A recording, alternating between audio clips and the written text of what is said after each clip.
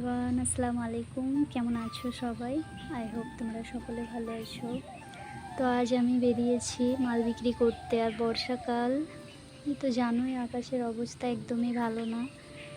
আর bag মাল বিক্রি হচ্ছে না, ঘুরতে পারছি না, এত বৃষ্টি পড়ছে। তো ব্যাগ নিয়ে নিয়ে হাতের অবস্থাটা জাস্ট তোমরা দেখো।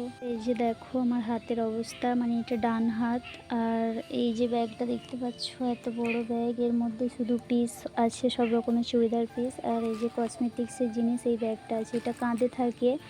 আর এই ব্যাগটা হচ্ছে তোমার হাতে করে নিয়ে ঘুরতে হয়। তো হাতটার অবস্থা দেখো কী অবস্থা হয়ে গিয়েছে। মাল বিক্রি হলে একটু হালকা হয়। আর এই যে আকাশের ওয়েদার দেখো, শুধু বৃষ্টি আর বৃষ্টি।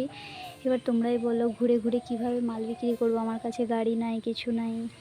তো এই পরিস্থিতি আমার বিজনেসের। আমি ভাবছি যে অনলাইন শুরু করব বিজনেসটা, বাট কিভাবে করব? আমার কাছে কম্পিউটার নাই, কিছু নাই, শুধু জাস্ট ফোন আছে। অনেক ঝামেলা থাকে এইসব ব্যাপারে, তো এত কিছু বুঝি না। তো তোমরা যদি জেনে থাকো অবশ্যই আমাকে একটু কমেন্ট করে জানিও যে আমি অনলাইনে কিভাবে নিজের বিজনেসটা শুরু করতে পারবো।